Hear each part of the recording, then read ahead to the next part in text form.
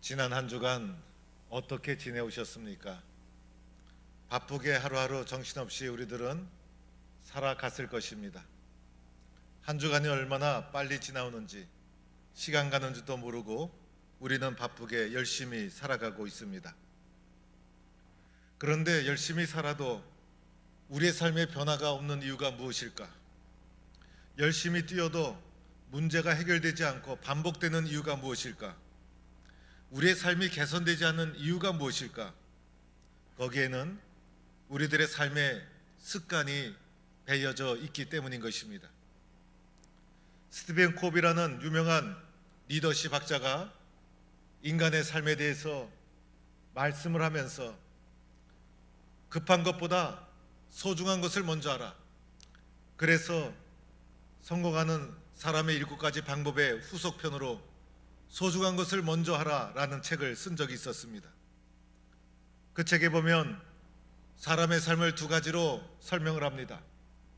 하나는 시계의 삶을 살아가는 사람이 있다는 것입니다. 또 하나는 나침반의 삶을 살아가는 사람이 있습니다. 시계의 삶을 살아가는 사람은 일정이 중요합니다. 약속이 중요합니다. 목표가 중요하고 활동이 중요합니다. 그래서 주어진 시간 안에 일정한 양을 성실하게 바쁘게 열심히 살아갑니다. 이 사람은 늘 바쁘게 살아갑니다. 시간에 쫓기며 살아갑니다. 또 하나의 삶은 나침반의 삶을 살아가는 사람입니다. 이 사람은 비전을 소중하게 생각합니다. 가치와 사명과 방향을 소중하게 생각합니다. 시계의 삶은 아무리 열심히 살아도 삶이 개선되지 않습니다. 결론적으로 우리의 삶은 나침반의 삶을 살아야 된다는 것입니다. 그래야 삶이 발전하고 개선될 수 있다는 것입니다. 우리의 삶에 주어지는 긴급한 일, 시계의 삶보다도 소중한 일, 나침반의 삶을 살아라. 그것이 우리의 삶을 발전시키고 개선하는 길이라. 이렇게 설명해 나가고 있습니다. 오늘 마태복음 16장 21절 말씀, 이때로부터라는 단어로 시작을 합니다. 이때로부터는 언제를 가리키는 것일까? 바로 오늘 말씀 앞부분에 중요한 사건이 기록되어 있습니다. 예수님께서 가이사라 지방으로 올라갈 때였습니다. 가는 도중에 제자들에게 사람들이 인자를 누구로 하느냐 물어보십니다.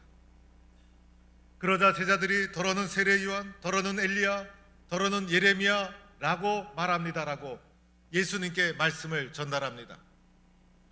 그러자 예수님이 제자들을 둘러보면서 제자들을 향하여 물어봅니다. 그러면 너희는 나를 누구라 생각하느냐? 많은 제자들이 예수님의 질문 앞에 침묵하였습니다. 그런데 시몬 베드로가 입을 열어서 주는 그리스도시요 살아계신 하나님의 아들입니다. 베드로의 유명한 신앙 고백을 하게 됩니다. 예수님 앞에 드렸던 최초의 신앙 고백, 예수님 앞에 드렸던 가장 온전한 모델이 되는 신앙 고백. 그래서 예수님이 제자 베드로를 통해서 이 신앙의 고백을 들으시고 너무나 기뻐하셔서 바요나 시몬아 내가 복이 있도다. 이를 네게 알게 하니는 혈육이 아니요 너희 아버지시니라. 시몬을 예수님은 크게 축복해 주시게 됩니다. 그뿐이 아니었습니다. 내가 네게 이르노니 너는 베드로라. 내가 이 반석 위에 내 교회를 세우리니 음부의 권세가 이기지 못하리라. 베드로라고 이름을 바꾸어주게 됩니다. 반석이라는 이름으로 바꾸어주고 그 위에 주님의 교회를 세워주시겠다.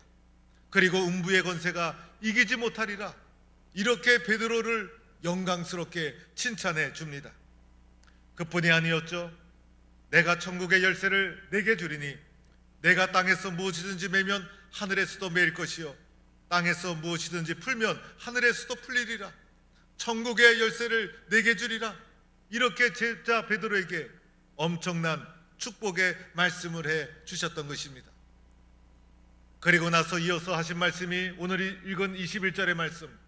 예수님께서 이제 내가 예루살렘으로 올라가는데 그곳에서 장로들과 대제사장들과 서기관들에게 많은 고난을 받고 죽임을 당하고 제3일에 살아나리라. 오늘 예수님의 이 말씀 속에서 가장 중요한 것은 많은 고난을 받고 죽임을 당한다는 말씀이었습니다. 이 말을 들은 제자들 깜짝 놀랐습니다. 갑자기 예수님이 죽임을 당하고 고난을 받는다는 말씀을 하니 얼마나 놀랐겠습니까? 전혀 예상하지 못한 말이었습니다. 그 중에서도 베드로가 가장 크게 놀랐습니다. 예수님이 고난을 받고 죽는다는 것 상상도 하지 못할 일이었습니다. 그래서 베드로가 다급하게 예수님을 붙잡고 소리를 질러대는 것이, 주여, 절대로 그런 일이 있어서는 안 됩니다. 그런 일이 주께 일어나서는 절대로 안 됩니다. 단호하게 베드로가 예수님께 소리를 질렀다는 것입니다. 오늘 이 부분에서 개역성경, 우리가 읽은 성경에 항변하다 이렇게 번역되어 있는데, 이것은 꾸짖다라는 의미가 담겨 있어요. 베드로는 너무나 확신에 차 있었어요. 그리스도가 수단을 받아서는 안 된다는 것이었어요. 그래서 너무나 확신에 찬 목소리로 마치 예수님을 꾸짖듯이 예수님의 잘못된 생각을 교정하는 심정으로 소리를 지르며 단호하게 예수님을 붙잡았다는 것이었습니다. 그래도 베드로밖에 없지 않습니까? 베드로만한 제자가 어디 있겠어요? 나를 생각해서 이렇게 소리를 지르며 내가 가는 길을 만류하는 베드로. 그래도 믿을 사람은 베드로밖에 없구나.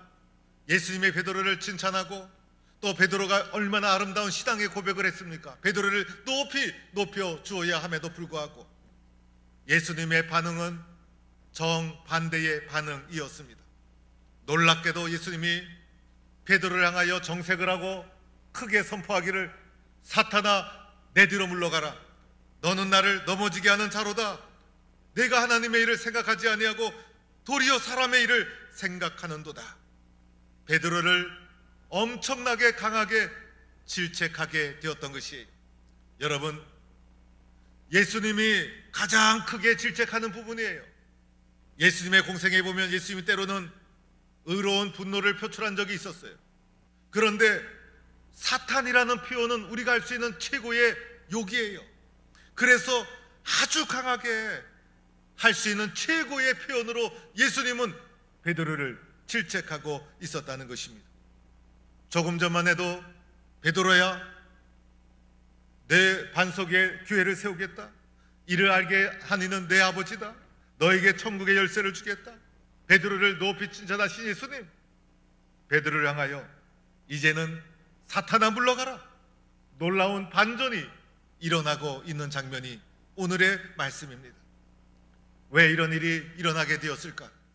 왜 예수님은 이렇게 베드로를 질책하고 있는 것일까? 베드로는 또 예수님께 왜 이런 말씀을 드렸던 것일까? 물론 베드로가 그리스도에 대한 이해가 부족했기 때문이었어요. 십자가 사건 있기 전이었기 때문에 십자가의 사건에 대해서 이해할 리가 없었던 것이죠.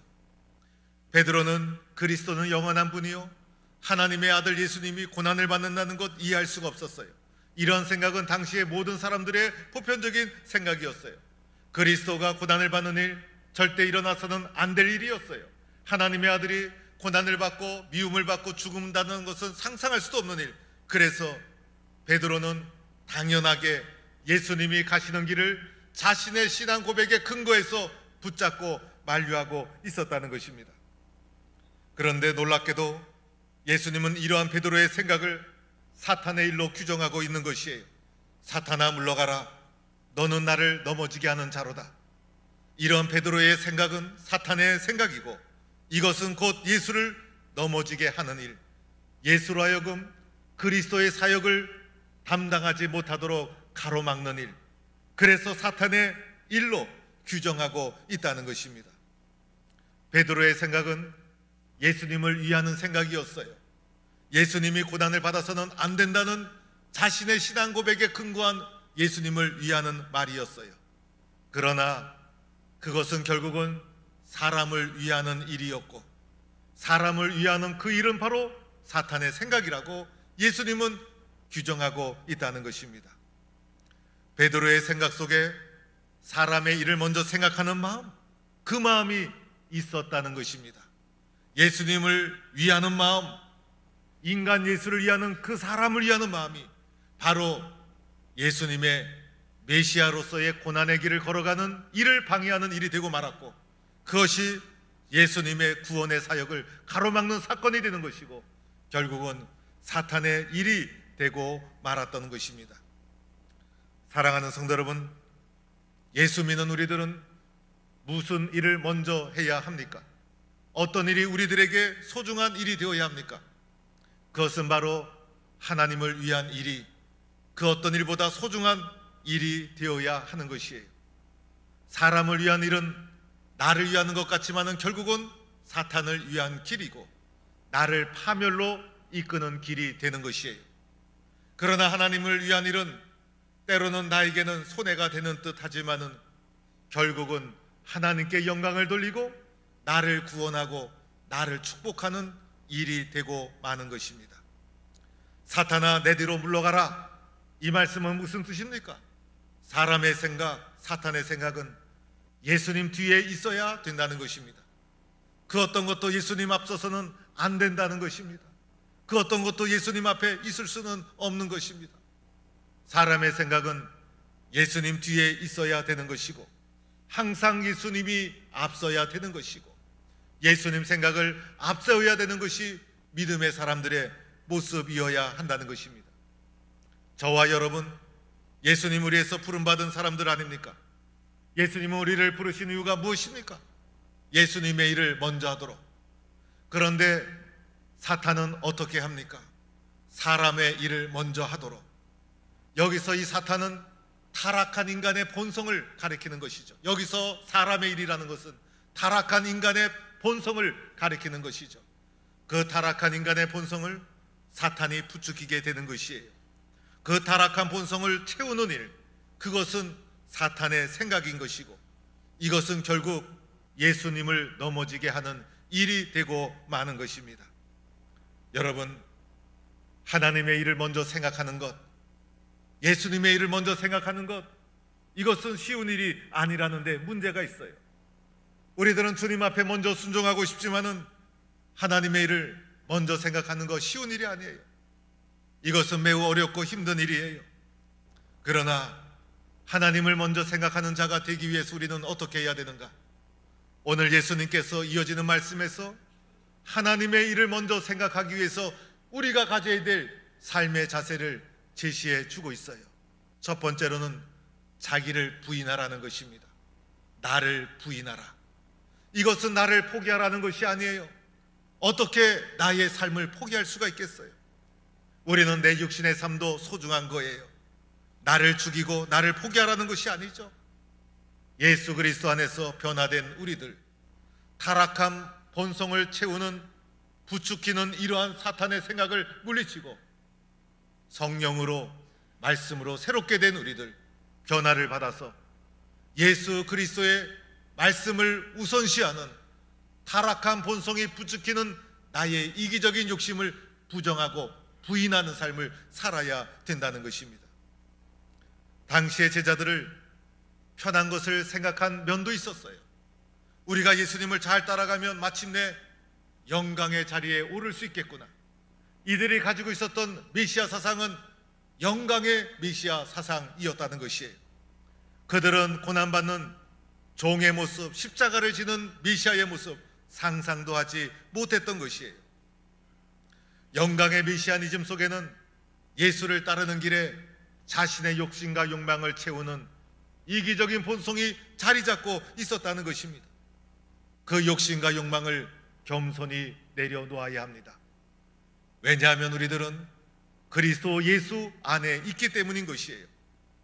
그리고 나보다도 예수님을 먼저 생각하고 나보다도 하나님을 먼저 생각하는 것, 타락한 본성이 부추기는 욕심과 욕망, 이것을 부인하고 부정하고 내려놓는 것, 그때 우리는 주님의 일을 먼저 선택하는 지혜로운 자가 될 수가 있다는 것입니다. 두 번째는 자기 십자가를 져야 합니다. 내가 져야 할 십자가를 져야 한다. 예수님이 우리를 권하시기 위해서 예수님 스스로도 자신이 져야 할 십자가를 지지 않았습니까? 자신이 져야 할 십자가를 스스로 몸소 그 연약한 몸으로 지시고 골고다 언덕을 오르시고 그 십자가에 매달리시고 예수님의 삶이 가치가 있고 의미가 있는 것은 철저하게 자신의 십자가를 졌기 때문이었어요.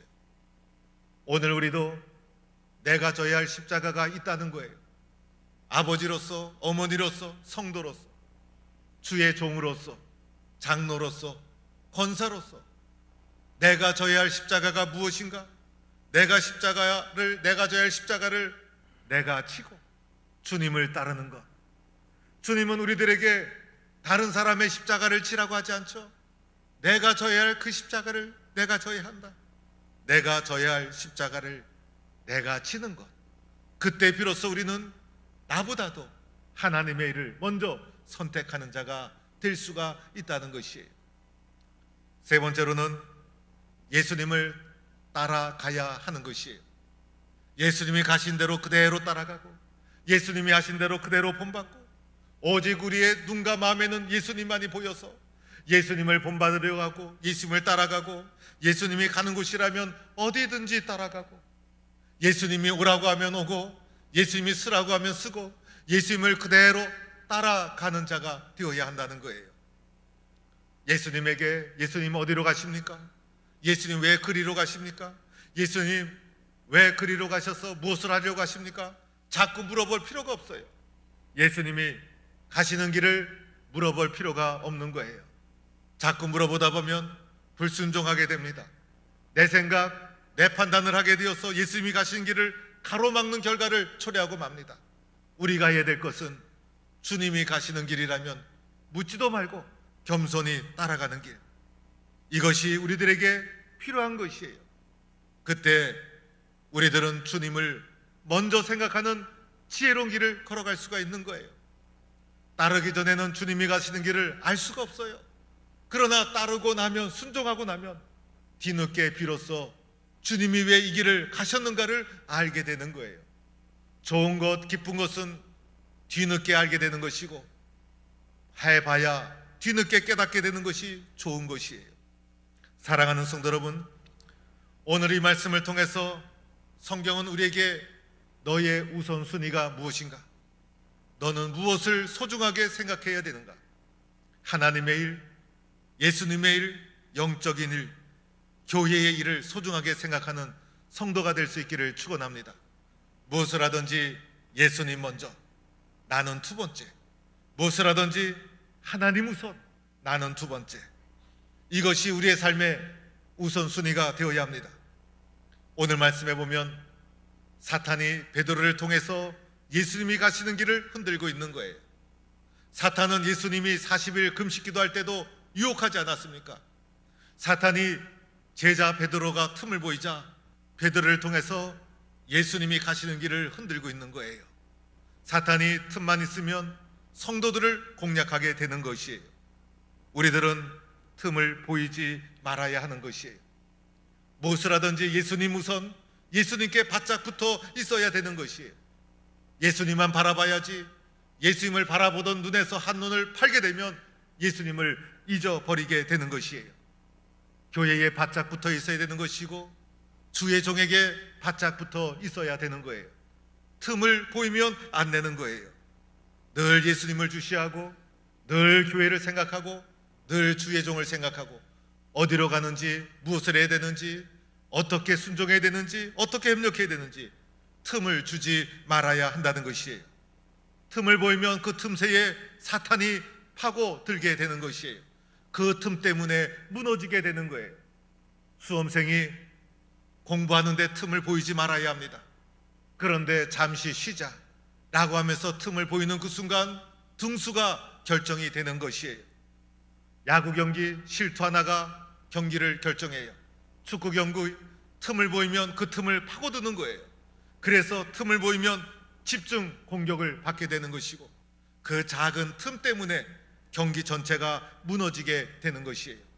하나님의 일에도 틈을 보여서는 안 된다는 것이에요. 주일이 되면 예배당 오는 것도 힘들어하는 성도들이 있어요. 그래서 때로는 너무나 피곤해서 오늘 하루는 쉬자. 그 말을 듣고 마음이 약해져서 그래 당신 얼마나 한 주간 동안 힘들게 일을 했습니까? 오늘 하루는 푹 쉬기 바랍니다. 그 사람에게는 좋은 말이에요. 그 사람에게는 잠시의 유익이 될 수가 있어요. 그러나 사람의 생각이 그 사람의 영혼을 파멸로 이끄는 사탄의 생각이 된다는 것입니다. 단호하게 하나님의 생각, 하나님의 일을 먼저 생각해야 합니다. 우리 성도들 가운데 자녀가 고3이 되면 고3 1년 동안은 교회 생활을 쉬고 공부에 전념해라. 그래서 좋은 대학에 들어가도록 해라. 이렇게 권면하는 학부형이 있다고 합니다. 그런데 이것이 자녀들에게는 인간적으로 잠시 좋은 말인 듯 하지만은 이것은 결국 사람의 생각인 것이고 사람의 영혼을 파괴하는 것이고 사탄의 생각인 것이고 결국은 그 영혼도 망가지고 마는 것입니다. 여러분, 우리나라에 못된 습성이 하나 있죠. 사람이 잘 되는 것을 못 봐주는 거예요.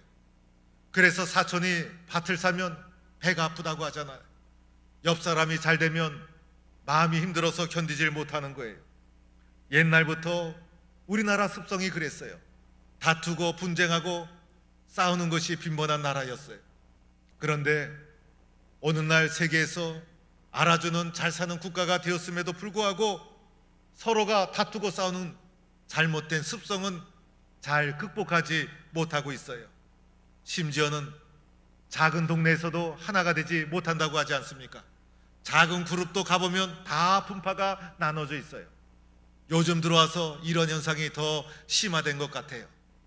왜 하나 되지 못하고 이런 일이 일어나게 되는 것입니까? 사람의 생각을 쫓아가기 때문인 것이에요.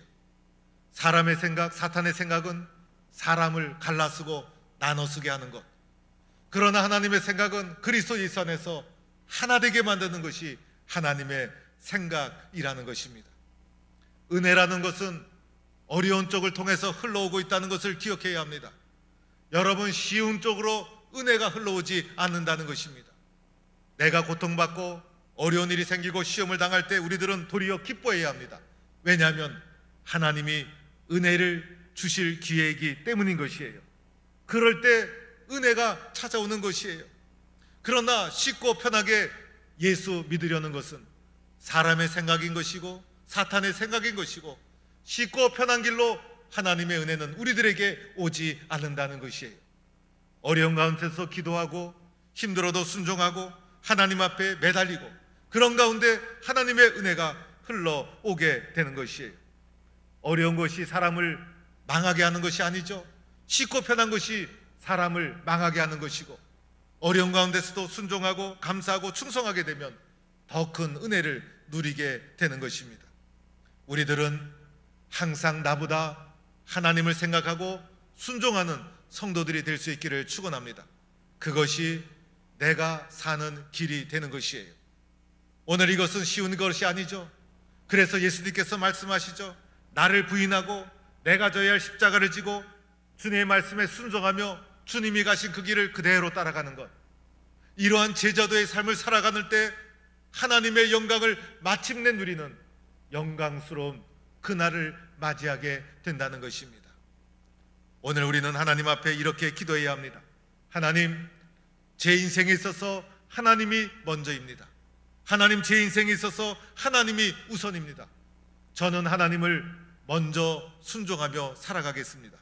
하나님의 일이라면, 주님의 일이라면 먼저 달려가겠습니다. 그것이 내가 사는 길입니다. 이런 믿음과 고백으로 주님 앞에 살아가는 성도가 될 수 있기를 축원합니다.